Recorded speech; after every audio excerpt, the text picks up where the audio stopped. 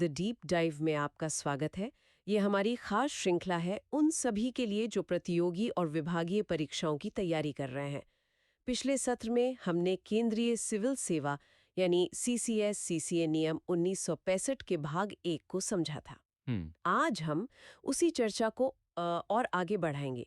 आज हम सरकार की इसी मशीनरी की बनावट यानी सीसीएस सीसीए नियमों के भाग 2 और 3 मतलब नियम 4 से लेकर 9 तक की परतों को खोलेंगे।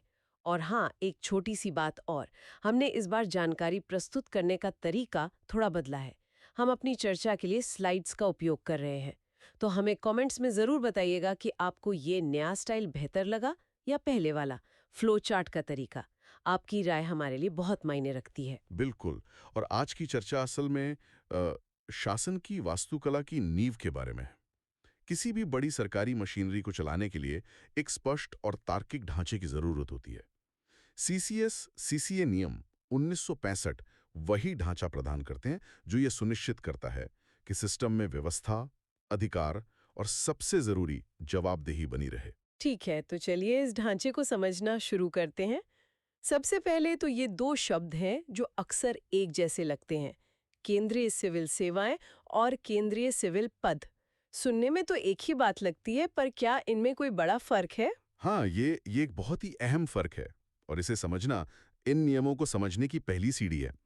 केंद्रीय सिविल सेवाएं, जिनकी बात नियम 4 और 5 में की गई हैं, वो संगठित कैडर हैं। इसे आप एक पूरी टीम की तरह समझ सकती हैं, जैसे भारतीय रेलवे सेवा या भारतीय राजस्व सेवा।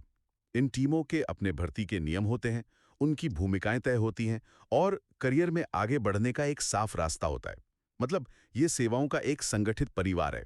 अच्छा, तो क्या हम इसे ऐसे समझ सकते हैं कि रेलवे एक सेवा है और उस सेवा के अंदर टिकट कलेक्टर या स्टेशन मास्टर एक पद है? बिल्कुल सही पकड़ा, आपने एकदम सही समझा।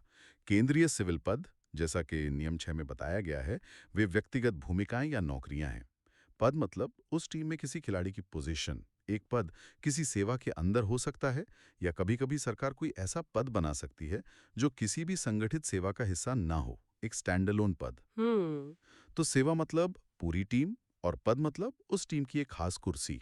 यहाँ ये वास्तव में दिलचस्प हो जाता है कि इन लाखों पदों और दर्जनों सेवाओं को एक 4 स्तरीय प्रणाली में वर्गीकृत किया गया है। ये तो पूरी सरकारी मशीनरी की रीढ़ की हड्डी जैसा लगता है। क्या आप इन समूहों के बारे में विस्तार से बता सकते हैं? हाँ, नियम 4 का सब रूल 1 सेवाओं के लिए और नियम 6 पदों के लिए ये वर्गीकरण तय करते हैं। ये पदानुक्रम मतलब ये हायरार्की वेतन, अधिकार और जिम्मेदारी का आधार बनती है। सबसे ऊपर है समूह ए, जिसमें देश के शीर्ष अधिकारी और वरिष्ठ प्रबंधन की भूमिकाएं आती हैं। हम्म। इसके बाद है समूह बी, जिसमें मध्य स्तर के प्रबंधक और विशेषज्ञ शामिल होते हैं। फिर आता है समूह सी, जिसमें लिपिकीय, पर्यवेक्षीय और सहायक कर्मचारी होते हैं जो सिस्टम को जमीनी स्तर पर चलाते हैं। और अंत में समूह डी, जिसमें मैनुअल और सहायक कर्मचारी शामिल हैं। इसी से जुड़ा एक और सवाल मेरे मन में आ रहा है। जी। पहले क्लास शब्द का इस्तेमाल होता था, जैसे क्लास 1 ऑफिसर, क्लास 2 ऑफिसर। अब या, ग्रुप शब्द का इस्तेमाल होता है। ये सिर्फ शब्दों का खेल तो नहीं लगता?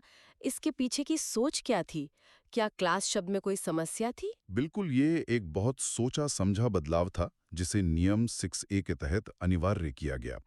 क्लास शब्द में आप कह सकते हैं एक तरह की स्थायी सामाजिक हायरार्की की झलक थी, जो शायद कॉलोनियल दौर की देन थी। अच्छा। ऐसा लगता था जैसे किसी व्यक्ति पर एक ठप्पा लग गया हो।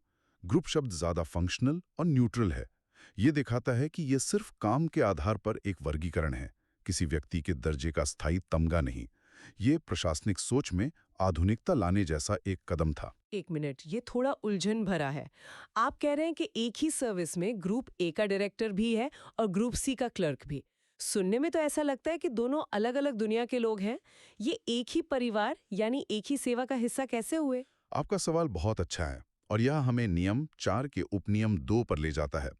इसे ग्रेट फ्लेक्सिबिलिटी कहते हैं। एक ही सेवा कई स्तरों के पदों से मिलकर बनती है। अच्छा। उदाहरण के लिए भारतीय लेखा परीक्षा और लेखा सेवा में एक डायरेक्टर जनरल ग्रुप ए के अधिकारी होंगे। उसी सेवा में एक वरिष्ठ लेखा परीक्षक ग्रुप बी के हो सकते हैं हम्म। और कोई सहायक ग्रुप सी का हो सकता है। हम्म। ये सभी मिलकर उस सेवा के उद्देश्यों को पूरा करते हैं। ठीक वैसे ही जैसे एक क्रिकेट टीम में कप्तान, बल्लेबाज और फील्डर सब एक ही टीम का हिस्सा होते हैं। और नियम 5 यह साफ करता है कि ये सभी सेवाएं और उनके ग्रेड नियमों से जुड़ी आधिकारिक अनुसूची में विस्तार से सूचीबद्ध हैं। यह तो स्पष्ट हुआ। लेकिन कई बार हम सुनते हैं कि सरकार ने एक विशेष पद बनाया है। अगर कोई ऐसा पद बनाया जाए जो किसी भी मौजूदा सेवा में फिट नहीं बैठता, तो उसका क्या होता है? वो हवा में तो नहीं लटका रह सकता? बेहतरीन सवाल। और ये हमें एक बहुत ही स्मार्ट प्रशासनिक व्यवस्था पर लाता है, जो नियम 7 में बताई गई है। सामान्य केंद्रीय सेवा या जीसीएस। इससे आप सरकार का एक मिसलेनियस या अन्य फोल्डर समझ सकती हैं, या वर्गीकरण के लिए एक सेफ्टी नेट है। सेफ्टी नेट, ये तो बहुत दिलचस्प शब्द है। ये कैसे काम करता है? मान लीजिए सरकार को एक बिल्कुल नए तरह के पद की जरूरत पड़ती है, जैसे artificial intelligence ethics officer, group B. ठीक है। अब यह पद किसी मौजूदा सेवा, जैसे भारतीय सांख्यिकी सेवा या सूचना सेवा, का हिस्सा नहीं है। तो सिस्टम क्या करेगा? नियम 7 के अनुसार यह पद अपने आप सामान्य केंद्रीय सेवा समूह बी का हिस्सा मान लिया जाएगा। उस पद पर नियुक्त व्यक्ति को जीसीएस का सदस्य माना जाएगा। यह एक शानदार व्यवस्था है जो सुनिश्चित करती है कि कोई भी पद सिस्टम से बाहर ना रह जाए। और इन सभी पदों को किसी ग्रुप में वर्गीकृत करने का अंतिम अधिकार किसके पास है? नियम 6 के अनुसार ये अंतिम अधिकार भारत के राष्ट्रपति के पास है। राष्ट्रपति एक सामान्य या विशेष आदेश द्वारा किसी भी सिविल पद को किसी भी समूह में वर्गीकृत कर सकते हैं। तो अब हमारे पास एक साफ सुथरा ढांचा है, group A B C D, सब अपनी अपनी जगह पर। लेकिन एक खाली ढांचा किस काम का? अब सवाल ये उठता है कि इन खाली कुर्सियों पर लोगों को बिठाने का अधिकार किसके पास है? मतलब नियुक्ति कौन करेगा? बिल्कुल। अब हम नियमों के भाग 3 में प्रवेश कर रहे हैं, जो नियुक्ति प्राधिकारियों से संबंधित है। नियम 8 समूह ए की नियुक्तियों के लिए सर्वोच्च अधिकार को स्पष्ट करता है। नियम साफ कहता है, केंद्रीय सिविल सेवाओं समूह ए और केंद्रीय सिविल पदों समूह ए में सभी नियुक्तियां राष्ट्रपति द्वारा की जाएंगी। तो इसका मतलब ग्रुप ए के किसी भी पद या सेवा में नियुक्ति पर सैद्धांतिक रूप से राष्ट्रपति की मोहर होती है। क्या हर फाइल राष्ट्रपति भवन जाती? सैद्धांतिक रूप से अधिकार उन्हीं का है। ये नियम समूह ए की सभी सेवाओं और पदों पर लागू होता है। लेकिन इसमें एक बहुत महत्वपूर्ण परंतुक मतलब प्रोवाइजो भी है। अच्छा। ये परंतुक राष्ट्रपति को अपनी ये नियुक्ति की शक्ति किसी अन्य प्राधिकारी को सौंपने यानी डेलीगेट करने का अधिकार देता है। तो व्यवहार में राष्ट्रपति एक आदेश के माध्यम से ये शक्ति किसी मंत्रालय के सचिव या विभाग के प्रमुख को दे सकते हैं, जो उनकी ओर से नियुक्ति करता है। लेकिन मूल अधिकार राष्ट्रपति का ही रहता है। ये तो समूह ए की बात हुई। अब आते हैं समूह बी, सी और डी पर। क्या उनके लिए भी फाइलें राष्ट्रपति भवन जाती हैं? ऐसा हुआ तो काम ही नहीं हो पाएगा। नहीं, बिल्कुल नहीं। अगर ऐसा होता तो सिस्टम ही ठप हो जाता। उनके लिए सिस्टम ने एक मास्टर लिस्ट बना रखी है, जिसे हम तकनीकी भाषा में अनुसूची यानी द शेड्यूल कहते हैं। अनुसूची। हाँ। नियम 9 का उपनियम 1 कहता है कि समूह बी, सी और डी की केंद्रीय सिविल सेवाओं में नियुक्तियां उन प्राधिकारियों द्वारा की जाती हैं जो इस अनुसूची में बताए गए हैं। और ये अनुसूची असल में है क्या? क्या ये कोई किताब है?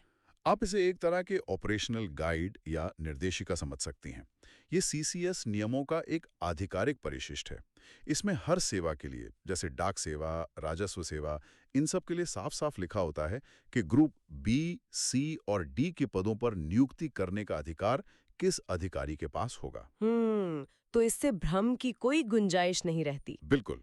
ये तो सेवाओं की बात हुई, लेकिन हमारे मिसलेनियस फोल्डर यानी सामान्य केंद्रीय सेवा के पदों का क्या? उनके लिए नियुक्ति कौन करता है? जीसीएस के समूह बी, सी और डी के पदों के लिए नियम 9 का उपनियम 2 एक बहुत ही स्पष्ट 2 चरणीय प्रक्रिया बताता है। ये एक तरह का चेक एंड बैलेंस है। सबसे पहले ये देखा जाता है कि क्या उस पद के लिए कोई विशिष्ट राष्ट्रपति का आदेश है, और अगर ऐसा कोई आदेश मौजूद है तो? यदि हाँ, तो नियुक्ति प्राधिकारी वही होगा जो उस राष्ट्रपति के आदेश में लिखा है। बात वहीं खत्म हो जाती है। और अगर नहीं है? लेकिन यदि ऐसा कोई विशेष आदेश नहीं है, तो प्रक्रिया दूसरे चरण पर जाती है। और वो दूसरा चरण क्या है? यदि कोई राष्ट्रपति का आदेश नहीं है, तो फिर से हमारी वही मास्टर लिस्ट यानी अनुसूची काम आती है।